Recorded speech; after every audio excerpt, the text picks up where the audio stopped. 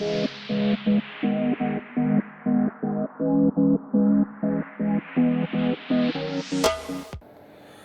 buenos días, mis queridos alumnitos del quinto año de educación secundaria. Los saluda mi Sarita y como todos los lunes, hoy nos corresponde realizar las áreas de historia y desarrollo personal. Muy bien, vamos a empezar entonces con historia. Ustedes se quedaron en el tema número 2 del correspondiente al tercer bimestre y ustedes están en la conquista, la invasión y conquista del imperio del Tahuantinsuyo. Muy bien, vamos a empezar entonces con la primera diapositiva y vamos a ver ahora el capítulo número 1 sobre las etapas de la historia incaica. Vamos a hacer una retroalimentación. Recuerden, chicos, que el imperio de Tahuantinsuyo primero estaba el señorío del Cusco. Constituye la primera etapa de nuestra historia incaica y se caracteriza por el hecho de que los incas no fueron ni más ni menos que uno de los otros señoríos que habitaban el valle del Cusco, ya que en esta etapa los incas no constituían un poderío militar, ni económico, ni organizativo suficiente para lograr una holgada hegemonía sobre los otros señoríos. Es decir, ellos también solo constituían un señorío más, tan endeble que hasta corrieron el riesgo de ser expulsados o derrotados definitivamente. Luego viene el Tahuantinsuyo, la segunda etapa de nuestra historia inca, denominada el Tahuantinsuyo. ¿Por qué el Tahuantinsuyo? Porque constaba de 4 regiones o 4 suyos. A diferencia de la etapa anterior, el incaico del Tahuantinsuyo se caracterizó por constituirse el más sólido y organizado Estado nacional inca, en el que ningún pueblo nativo osaría arrebatarle su hegemonía. El desarrollo de tan formidable Estado ha sido posible al solo trabajo administrativo de los 3 primeros incas del Tahuantinsuyo. Ellos fueron Pachacútec, Tupac Inca Yupanqui y Huayna Cápac. Muy bien, vamos ahora al capítulo 2 sobre etapas de la historia incaica. Muy bien, alianza contra los incas. La causa principal de la caída del imperio del Tahuantinsuyo fue sin duda la división existente en su seno. En efecto, a la llegada de los españoles, los incas, con menos de 100 años de desarrollo efectivo en la región de los Andes, iban en camino de lograr una sólida unificación, pero todo indica que algunos ayllus se encontraban descontentos con el dominio del Cusco e intentaron establecer con los españoles recién llegados lazos de reciprocidad y redistribución, que eran los pilares de la organización social y económica andina, y así aliarse con ellos en contra de la supremacía del Inca. Es por ese motivo por lo que miles de indígenas proporcionaron a los conquistadores víveres, ganados y cargadores, con una muestra de su disposición a iniciar los lazos de parentesco. Otro fue la superioridad tecnológica. Hubo diversos recursos que marcaron la superioridad tecnológica de los conquistadores españoles sobre la resistencia inca. Las armas son los artefactos en lo que más evidente es esta diferencia tecnológica. La ventaja que otorgaban las armas de fuego a los españoles frente a los arcos y flechas, las macanas, las lanzas, las cachiporras de los incas fue considerable, y las ondas sobre todo. La tesis providencialista. En las crónicas aparecen otras razones que explicarían la facilidad con la que los españoles derrotaron a los indígenas, pero la investigación histórica actual ya no las considera como fuentes dignas de confianza. En las crónicas se mencionaba la ayuda de Dios a favor de los invasores. Dios habría decidido que los españoles pusiesen fin al gobierno dictatorial de las dinastías incas. A esta tesis se le suele llamar providencialista. Asimismo, se ha mencionado la ayuda de la Virgen y del apóstol Santiago, quienes se habrían presentado en plena batalla para contribuir a la victoria de los conquistadores. Todo totalmente falso, porque la verdad era que ellos vinieron solamente a saquear nuestro país. Muy bien, vamos a seguir. Enfermedades y epidemias. Enfermedades como la viruela y la influenza llegaron antes que los conquistadores a los territorios. Ya, chicos, antes que ellos llegaran. Por esta razón, cuando los primeros españoles llegaron a Tumbes, las enfermedades y epidemias ya tenían varios años ocasionando muertes y debilitando la salud de la población del imperio. Incluso se dice que el Inca Huayna Cápac y el Auqui elegido para su sucesión perecieron víctimas de la viruela, casi 10 años antes que la expedición de Pizarro llegara a la zona de Tumbes. Acá podemos ver algunas imágenes Y pasamos ahora a los socios de la conquista. Muy bien, Francisco Pizarro encabezaba dicha sociedad. Era Pizarro natural de Trujillo de Extremadura, en España. Llevaba varios años viviendo en América y había formado parte de varias expediciones por Centroamérica y el Caribe, incluyendo el viaje de exploración en el que Vasco Núñez de Balboa descubre el Mar del Sur.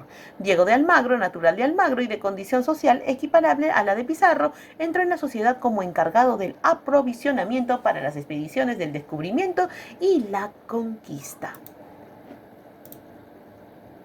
Muy bien, eso fue el descubrimiento y conquista del Tahuantinsuyo. Ahora vamos a ver los viajes. El 13 de septiembre de 1524 partió de Panamá el primer viaje de esta empresa de conquista. El mismo gobernador de Panamá, Pedro Arias Dávila, autorizó la expedición. La ruta trazada por los expedicionarios siguió hacia el sur, a la costa del Pacífico de los actuales Panamá y Colombia. Muy bien, empezamos entonces con el primer viaje. Se da en el año de 1524 a 1525, llamado viaje de exploración.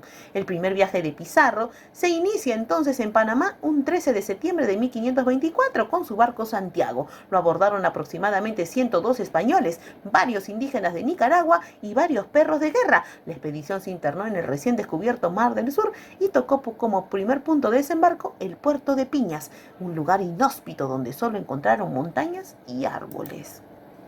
Luego vemos ahora el segundo viaje. En 1526 partió el segundo viaje. En el mes de agosto de dicho año se alcanzó nuevamente el río San Juan y esta vez la expedición continuó su camino hacia el sur. Sin embargo, el viaje se hacía cada vez más penoso, sin que se encontrara recompensas que justificaran los sacrificios. En medio de estas desalentadoras circunstancias, el piloto Bartolomé Ruiz descubrió una balsa de nativos cuando realizaba una misión de reconocimiento. El tercer viaje. En el año 1530, una vez reclutados los 180 hombres que conformaron la expedición, se inicia el tercer y definitivo viaje de la empresa conquistadora al Perú. Desde el extremo sur de la actual Colombia se inicia entonces el avance por tierra hasta Coaque. En ese desplazamiento permanecieron por varios meses. Más adelante lograron avanzar hasta Guayaquil y casi un mes antes de finalizar el año 1531 hicieron una nueva parada, esta vez en la isla de Puná.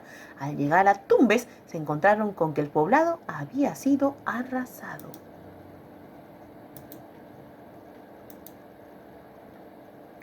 La captura del Inca. La caballería y la infantería, luego del aviso de Valverde, se lanzaron sobre los naturales y los tomaron de sorpresa. Los caballos, el efecto de la pólvora y los sonidos de los arcabuces los desconcertaron. Una gran masa de indígenas trató de huir. En las idas y venidas se derrumbaron los muros de la plaza y muchos indígenas murieron aplastados por las paredes o pisados por los caballos. Todo terminó con los españoles triunfadores y con el Inca Atahualpa prisionero.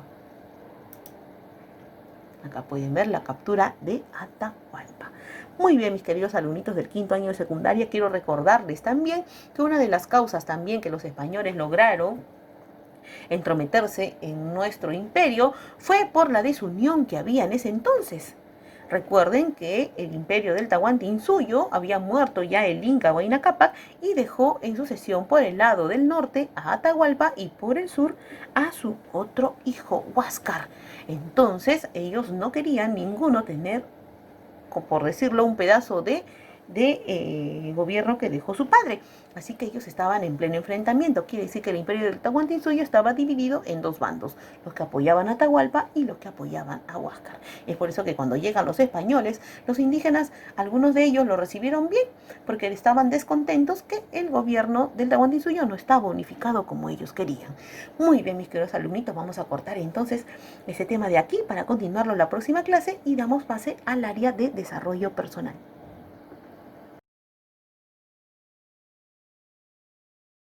Muy bien, mis queridos alumnitos del quinto año de educación secundaria, continuamos entonces con el área de desarrollo personal. Muy bien, ustedes ya entran al segundo tema correspondiente al tercer trimestre y este tema es los procesos cognitivos. Muy bien, vamos a empezar entonces con la primera diapositiva. ¿Qué son los procesos cognitivos? Los procesos cognitivos van de la mano con todo lo que significa conocer, es decir, captar o tener la idea de una cosa, llegar a saber su naturaleza, sus cualidades y sus relaciones mediante nuestras facultades mentales. Sin estas cualidades o capacidades no podríamos tener contacto con el mundo exterior y por ende no podríamos conocer ni imaginar nada. Los procesos que estamos estudiando son básicos en todos los seres humanos. Este proceso permite desarrollar finalmente a la más compleja adquisición de conocimientos, que es el aprendizaje. Existen tipos de procesos cognitivos básicos y superiores que son necesarios para comprender todo nuestro mundo. Muy bien, vamos a ver entonces qué son los procesos cognitivos en forma de un mapa conceptual. Los procesos cognitivos son atención, dirigido a focalizar energía cognitiva. También es percepción, porque permite procesamientos de información.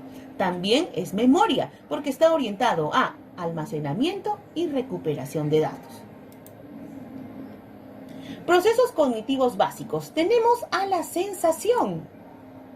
La sensación es el efecto inmediato de los estímulos en el organismo, recepción del estímulo, y está constituida por procesos fisiológicos simples. Se trata de un fenómeno fundamentalmente biológico. Muy bien, acá podemos ver procesos cognitivos, sensación, percepción, memoria, pensamiento, imaginación. Luego tenemos al segundo proceso cognitivo básico, que es la percepción. Es el proceso constructivo a través del cual organizamos y damos sentido a los estímulos o datos. Estos datos pueden ser externos o internos, provenientes de los sentidos, focalizándose en ciertos datos en forma selectiva, haciendo imperceptible otros datos. También organiza y da sentido a los datos sensoriales, influido por otros procesos como la memoria, el pensamiento y las emociones.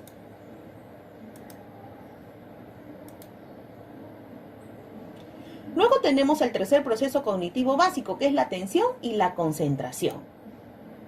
La atención es la capacidad de seleccionar la información sensorial y dirigir los procesos mentales. La concentración, en cambio, es el aumento de la atención sobre un estímulo en un espacio de tiempo determinado. Por lo tanto, no son procesos diferentes. Existen varios tipos de atención: la focalizada, la sostenida, la alterna, la selectiva y la dividida. Muy bien. Ahora tenemos el cuarto, que es la memoria. La memoria es la facultad que permite traer el pasado al presente, dándole significado, posibilitando la trascendencia de la experiencia actual y proveyéndolo de expectativas para el futuro a nivel colectivo. La historia es la memoria de la humanidad. Muy bien, vamos a cortar entonces para continuar la próxima clase. Recuerden, hijitos, que el martes empiezan sus exámenes mensuales. Por favor, vayan entregando esas tareitas que faltan a tiempo para que puedan tener una buena nota en el registro. Por favor, que tengan buen lunes, cuídense mucho y nos reencontramos la próxima semana. Hasta pronto.